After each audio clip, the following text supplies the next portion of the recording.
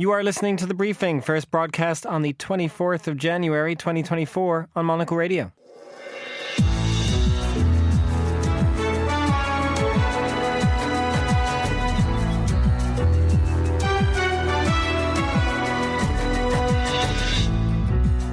Hello and welcome to The Briefing, coming to you live from our studio at Dufourstrasse 90 in Zurich. I'm Andrew Muller. Coming up on today's programme, reflections on an eventful week in Davos. How did attendees react to the remote harangue from the recently reinstalled President of the United States?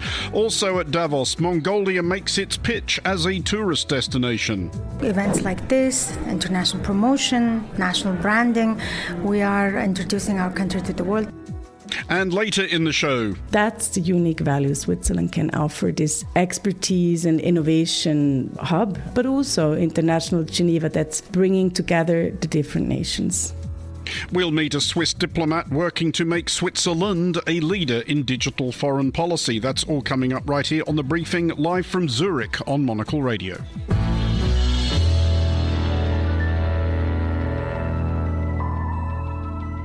And welcome to today's edition of The Briefing from Zurich with me, Andrew Muller.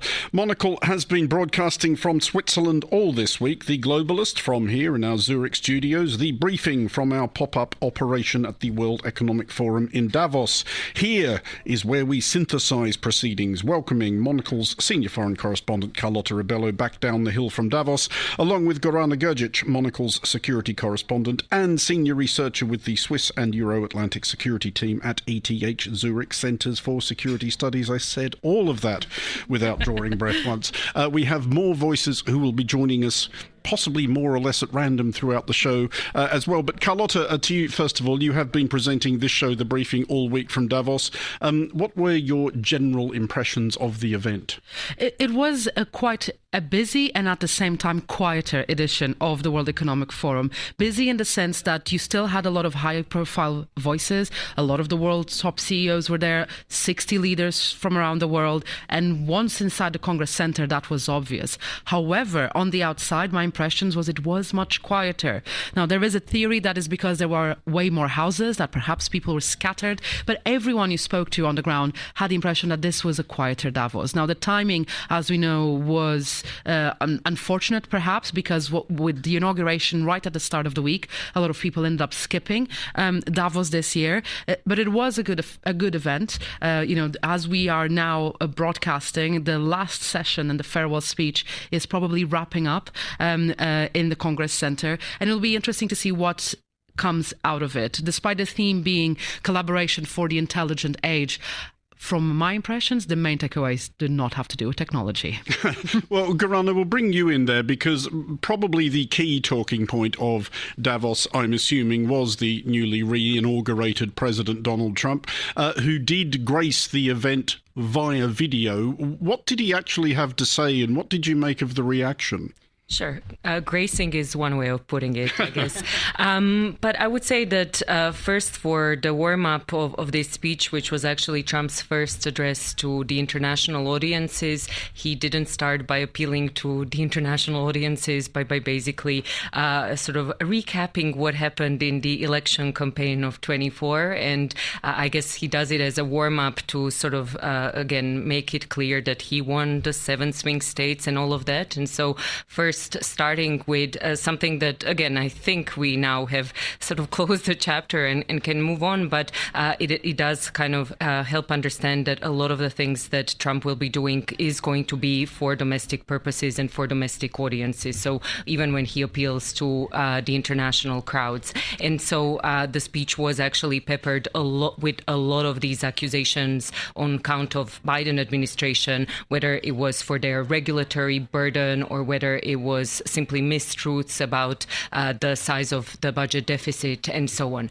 But then if we really dive into the speech and unpack it, there are maybe 3 things that I would like to mention. So there was this first sort of big message of America is back in business, and he's going to cut all of these regulations. He is going to cut taxes to make America really attractive for whoever wants to invest. And for the Davos crowds, perhaps this might have been the kind of music to their ears, things that they actually are looking forward to.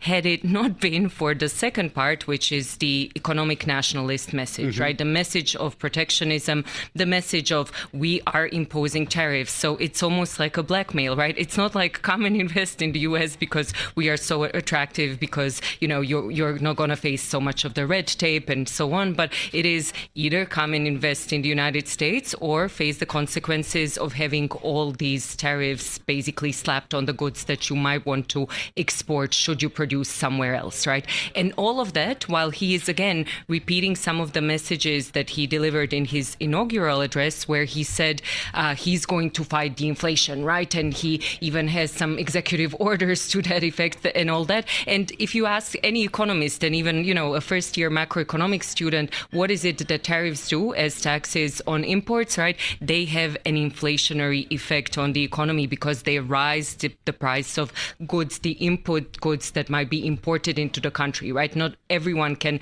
produce things just out of you know, thin air. You need some inputs that are going into that production. And then the third thing, which I found very interesting, is this sort of marriage of, I would say, hydrocarbons with geopolitics, which is not something that is unusual, but the way that Trump delivered it was by appealing to two countries in particular, Saudi Arabia and the OPEC countries, by saying that he was treated very mean by having these sort of, you know, like the prices of oil are too high, even though, again, a lot of people would say they're not nearly as high as some could have expected given everything that's going on in the Middle East, right? And he said, we need to bring these prices down by pumping a lot more. And having said that, actually, United States is pumping out more oil than it did when Donald Trump was exiting the office. So again, this sort of narrative that Biden has cut that down is simply not corroborated with facts.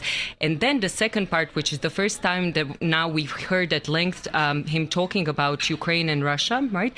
By saying that essentially oil is something that is fueling Russia's war machine, which is something that we know, but that he is now proposing to go even harder, maybe even further than Biden administration went in sanctioning Russia's oil exports. We are yet to see the details, right? But he said it can all be fixed if Russia basically has its taps closed when it comes to the revenue that it's getting from the export of hydrocarbons, not just oil, but gas as well. But again, we are very short on details there. And Gorana, what did you make, though, of the reaction in the hall? Presumably Trump was unaware of it, so if people wanted to snigger and heckle, they were free to do so. I think that overall, the deregulatory sort of message and kind of America being business friendly, not asking a lot of questions, maybe from regimes that it should be asking a bit more questions. I think that this comes as something that is sort of a welcomed message, and especially in terms of, you know, the future prospects of Trump appealing to the crowd, maybe in person in Davos in future years.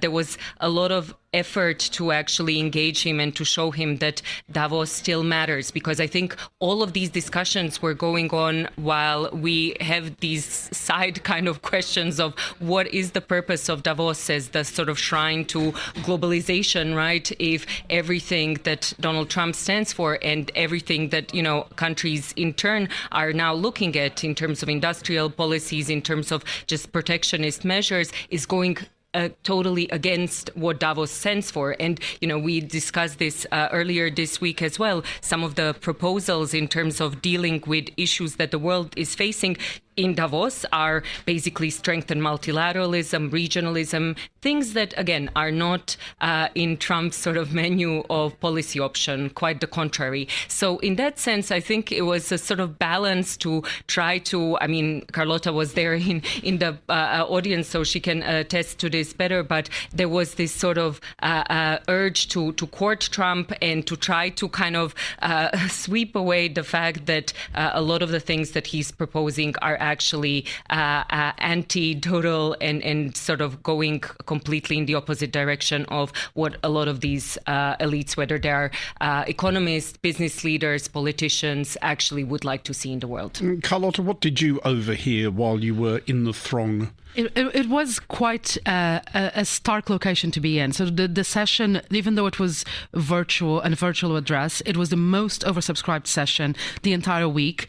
You have the Congress Center's plenary room where the main audience is. That was full. You have the overspill room. That was full. So I was like on the third room removed where the vast majority of people were.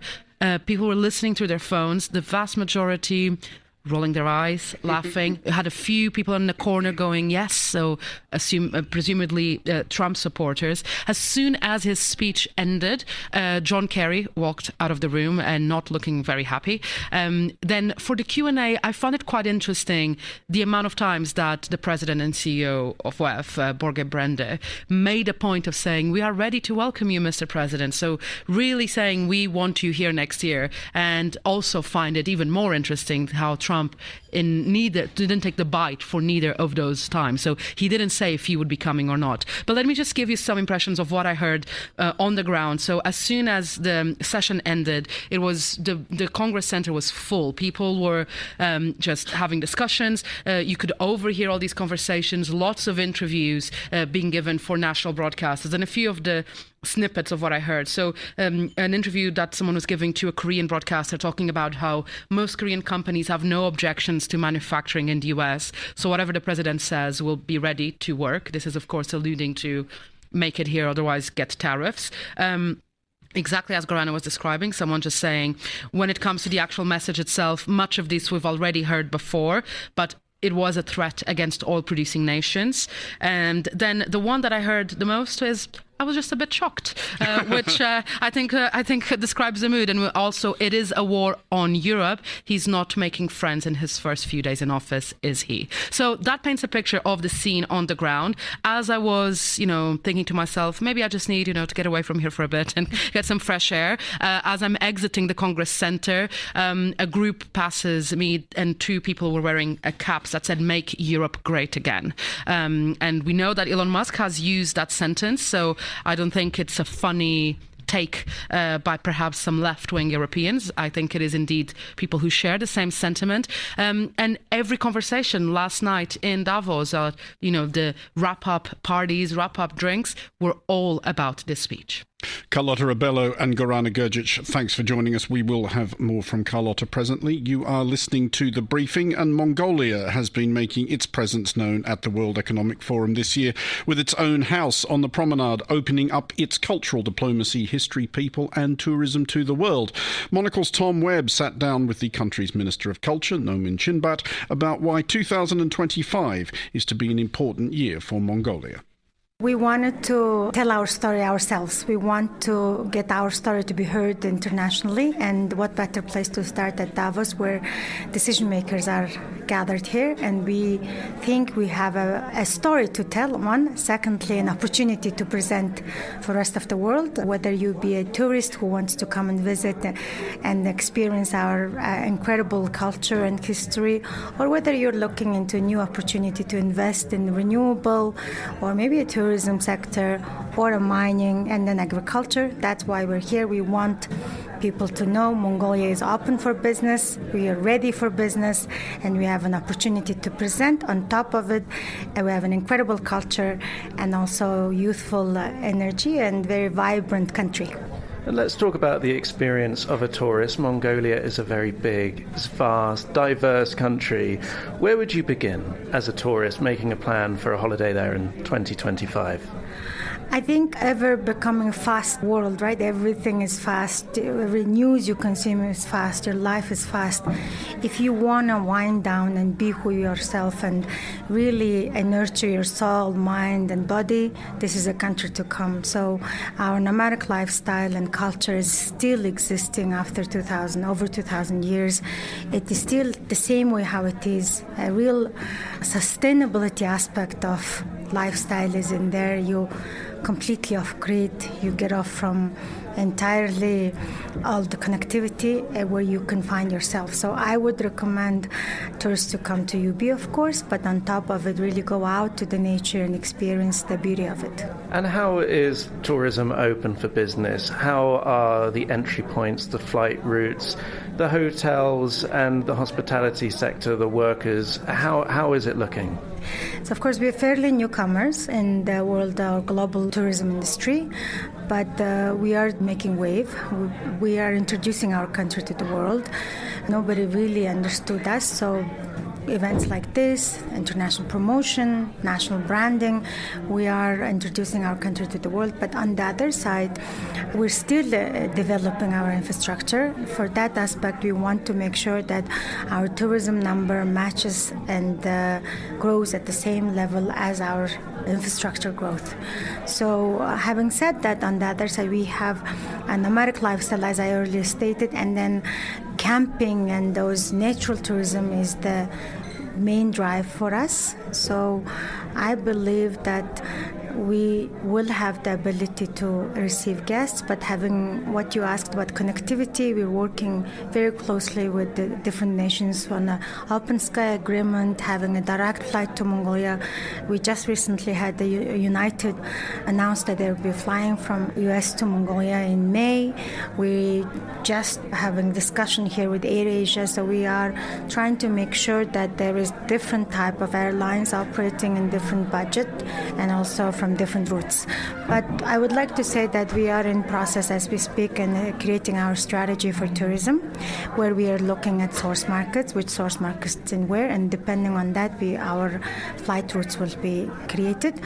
But biggest policy change we've done is we made it easy for tourists to come by creating a visa-free options. Also, some countries have digital visa, so all of those are making it easy for people to come to Mongolia. So we've spoken a bit about tourism. You've got a huge global stage here at Davos. What parts of Mongolian culture do you really want to share and celebrate? Well, I think every country had their uniqueness and what they can offer to the world. I think we as a country has a very unique culture, which is nomadic lifestyle, and that is what we're offering to the world. And so that's what we're highlighting here. And also, we have a great art scene and heritages, so those parts we are showing here. But we believe culture is what opens the door. You know, when you know each other's culture, that's a relationship starts, that's a friendship starts, and we want people to get to know us through our culture and then really become our friend and become our partner in opportunities and development of the country. And for our listeners, we've got Constitution Day. Why is that so important to Mongolia, and what would you like to say about it to a global audience?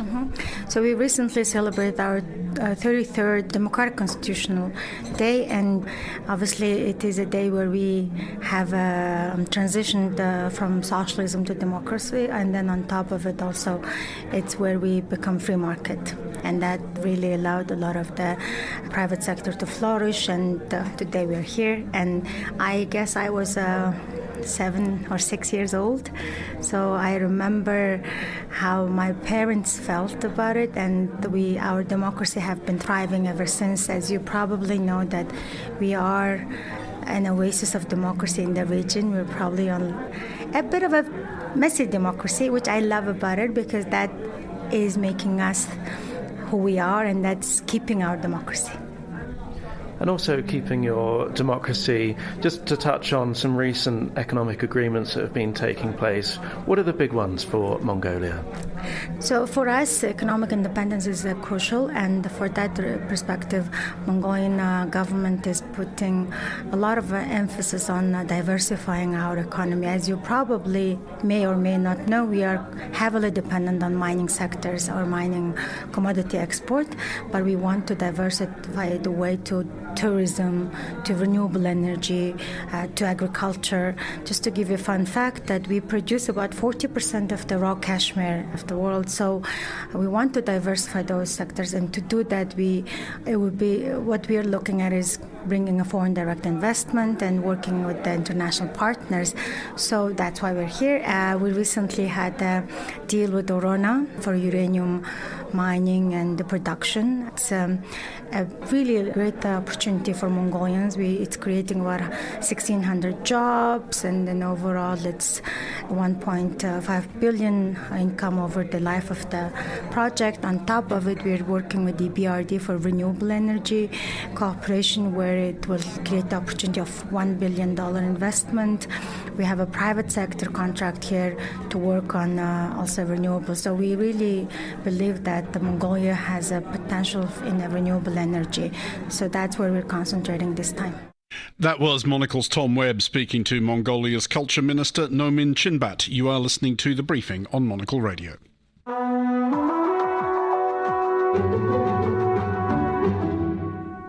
You're back with The Briefing live from Zurich on Monocle Radio. I'm Andrew Muller. Still with me is Carlotta Rebello, and we are joined for still further reflections on this year's World Economic Forum at Davos by Juliet Linley, the broadcaster and journalist, and by Tom Webb, Monocle's deputy head of radio, who we just heard there in conversation with Mongolia's Minister of Tourism. Juliet, first of all, you need to explain both yourself and certain sartorial appendages that you have brought back for everybody. What is the deal with Davos and the weird little blue hats and gloves? Sartorial appendages, indeed. I think you might be referring to these very pretty, bright neon blue woolen hats with a pom-pom on them and equally bright neon blue gloves. Mm-hmm. Yes, I brought them back because I'm a very kind-hearted and a warm-hearted person, and obviously. I thought that perhaps your hands were not as warm and your head neither, and I thought you'd like to have some freebies, because half of the thing of going to the WEF is about what freebies did you pick up, Carlotta? Am I right? Absolutely, absolutely. And one of the sort of iconic freebies, a long-standing iconic freebie from the WEF, are these hats made by one of the leading Swiss insurance companies, and it's in their corporate blue. The thing is that everyone is dying to get their hands on them. They give them away, then they run out. Then they put up a sign that says knitting break. We'll be back when we've made more. And then a couple of hours later, there are more. And then you come back to the city with it, and you kind of look at it, and it's like, it looked really cute up there when I was seeing everyone wearing it. But now this blue it's hard to make it match the sort of navy monocle blue. Tom Webb is wearing his hat and his gloves right now. Tom, are they comfortable? And Juliet, how would you say he is carrying it off, Tom? Not only are they uncomfortable because it is a cheap nylon fabric. Not cashmere, can we say it? Mongolia had cashmere scarves, sorry. Giving them away for free? Yes. Carlotta, you should have brought us those. Come on, honestly. But not only is it itchy on the head and the hands, as you said, the colour is so hideous, it does not go with anything. Sorry, I feel like we've buried a lead here. Tom, did you not come back with cashmere scarves from Mongolia for everybody? Well, look, we just played the interview. I can't confirm or deny that there was a trade. No, I did not. And I already have a cashmere scarf that I bought from China, which was Mongolian. Oh, bless. Okay, so we've come full circle there. We should return possibly to more substantive aspects of the World Economic Forum. Juliet, you did attend a panel with a person who featured briefly in the first administration of President Donald Trump and seems unlikely to be asked to come back. That is indeed the case. We're talking about Anthony Scaramucci. He served for all of 11 days, and he hates it if you say just 10, because it was 11. But that is a period of time now known as a Scaramucci. Exactly. And can I tell you, it was just so entertaining. He's a very charismatic person. He makes no bones about how short-lived his stint at the White House was. He makes no bones about saying how he and Donald Trump were at loggerheads and what it was that triggered his being fired on day 11. Basically, I'm not going to get into the details, but you can't say to someone like Donald Trump, no, wait, you don't understand. If you do that, the consequence is going to be X, Y, Z. So he was blown out of there, as he says, after 11 days. But he did work with him for much longer in the campaign and everything. And one interesting interesting insight that he gave was that Donald Trump really did not think he was going to win against Clinton. And he had, in fact, moved his private jet from LaGuardia to JFK, ready to make an international flight to Scotland to go golfing. And that evening at 10 p.m., Scaramucci called him because he'd been sitting and chatting to Giuliani, and they were watching the results come in, and it was clear that Clinton was not going to make it. And Scaramucci said to Trump, "You can't go on your Scottish golfing trip. You are going to win." And Trump was kind of like, "Can you believe this?" He really didn't think it. So all these cute little insights. He also says something we perhaps might have suspected but didn't necessarily know for sure. He doesn't read. Trump doesn't read, but he's really good at reading a room, right? And he's got really good political instincts, but the worst thing you can do is make him feel ignorant. So he hates being put to the test because of his academic, perhaps, ignorance.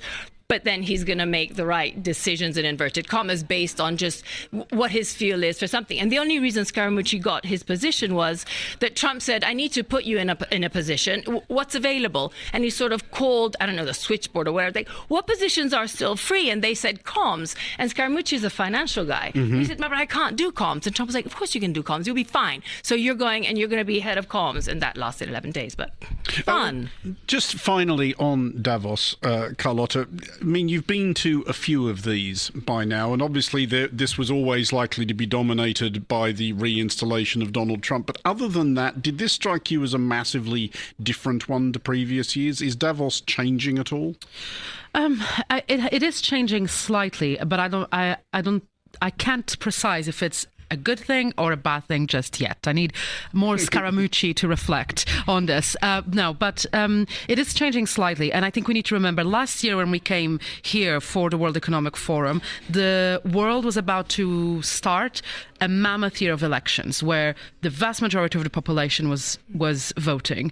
We now have a reality where over 70%, I believe it's 77, but 70% of incumbents lost. So we are in quite a different era. The world has shifted from where we were last year, and I think that has been reflected in the first major global gathering since then. Now, from my slightly odd perspective of urbanism, which also features high in the agenda, and the World Economic Forum has an urban transformation remit as well, I felt like the main program had moved a lot of the city session to a global scale, which I feel is part of this necessity of engaging stakeholders at a higher level in order to be able to have these discussions about growth, about how we age in our cities. There was a session on and I'm sure a particular person in the Monocle staff will be very, very happy about this, about the economics around Taylor Swift and what that does to cities. But I must say that one of the most interesting sessions I attended was where the Prime Minister of Bhutan was speaking. And this was a small, intimate session, just 20 people, and he was speaking to architects, planners, city leaders. And he is creating a mindfulness city that he's calling on architects to come and design. And it's the idea of creating its own, it will have its own government, so it's a separate administration, let's say a sort of city-state like Singapore is, but with the idea of putting mindfulness at its heart. And he was probably one of the most passionate speakers I encountered over the past week. Carlotta Rebello, Juliet Linley and Tom Webb, thank you all. You are listening to The Briefing on Monocle Radio.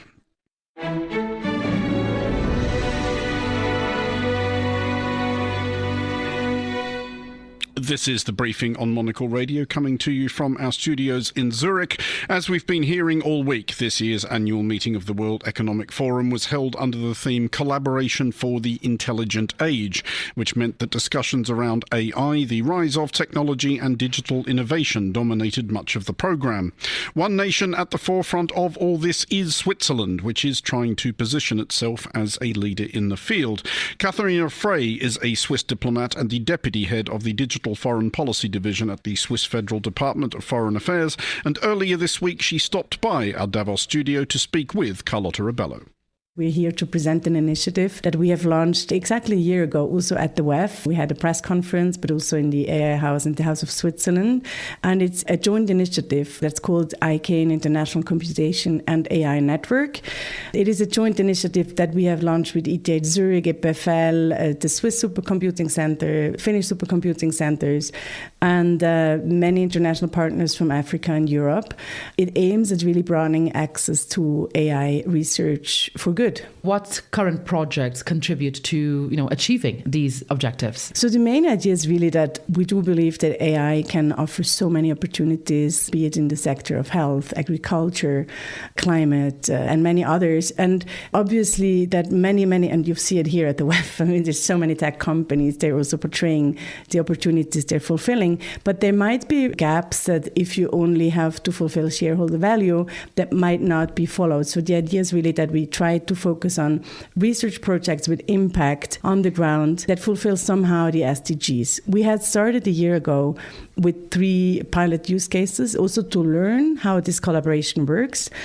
One is more in the agriculture business. It's with a professor from Uganda and Swiss Supercomputing Center, and she's actually trying to detect plant disease of cassava with machine learning. So you would actually detect if a plant is not working well before you do have to harvest, so you don't have to destroy the whole harvest. Another project is in weather prediction in Kenya and Eastern Africa as well. It's the same approach, where if you have very few meteorological stations, you could use machine learning to better predict the weather, so you can imagine the impact. And the third is from a complete different field. It's from the humanitarian field. Switzerland's also host of the International Committee of the Red Cross, the ICRC. We see ourselves as a humanitarian nation as well. And the idea is that they're developing in a IHL, so IHL stands for International Humanitarian Law, Large Language Model. I'm curious from your perspective to hear about the role that ICANN can play in shaping this global AI landscape. There's many initiatives starting now, and I think we really hope that we can contribute somehow, not a one-time individual project, but the idea is really that since it's a broad network of very fantastic universities, we've also Cambridge as a member and Data Science Africa, since there's a network that's connected, that they also build upon each other. So for instance, the plant disease detection project that I briefly described, you can use exactly the same approach that Godliver, who's the professor, used for a different plant, for instance. So that's kind of the idea that you, with time being and hopefully also more funding, that you could scale the projects to either a broader region or a topic scale. So there's many possibilities, and I think that's what we could contribute. How do you see Switzerland as a nation, the role it can play here as well? So we were talking about the role of the initiative, but I'm curious, obviously we're here. The theme of this edition of WEF is collaboration in intelligent age. And it's clear just by looking, for example, at the promenade, I'm not even talking about the official program, which nations are putting that as their priority based on who they brought here, who they have giving sessions. So how do you define Switzerland's role in this new era for technology and artificial intelligence? It's a twofold role we have. On the one hand, Switzerland is, I mentioned at the beginning, we've been innovation leader for many, many years in the indexes. We do have one of the strongest public supercomputing centers at the moment. We have excellent technical expertise. I mentioned it before. You also have all the tech companies in Zürich present. And on the other hand, you have international Geneva, because many of the discussions are also about you need regulations or you need at least governance, so it doesn't go in ways that we don't want. And if you look at the concrete impact that the AI could have or will have, already has, all the technical organizations are based in Geneva. You have WTO, you have ISO, so the standardization organization, but also the human rights organization. So I think that's the unique value Switzerland can offer, this expertise and innovation really hub, as we see ourselves, but also international Geneva that's bringing together the different nations. We've talked about, the pilot projects at ICANN and the objectives of the initiative. How can its work be expanded in the coming years? How do you see it evolve and growing? That's actually discussions we had yesterday when we launched now the operational phase. So the idea would obviously be to scale the existing projects that we have in these fields, but also to start new project pipelines in maybe different fields. Today I was just approached about someone who thought it would be interesting to also figure more in the human rights field. There are many other areas that AI could add a great value. And we are really looking also for partners who help us scale. Because at the end of the day, you might have compute, but it's also a question of paying the talent that's working on the project. That was the Swiss diplomat Katharina Frey in conversation with Monocle's Carlotta Rebello in Davos. And that is all for this edition of The Briefing. It was produced by Tom Webb, Carlotta Rebello and Chris Chermak. Our researcher was Maisie Ringer and our studio managers were Desiree Bandley here in Zurich and Elliot Greenfield back in London. The Briefing returns on Monday at the same time, midday UK. I'm Andrew Muller. Thanks for listening.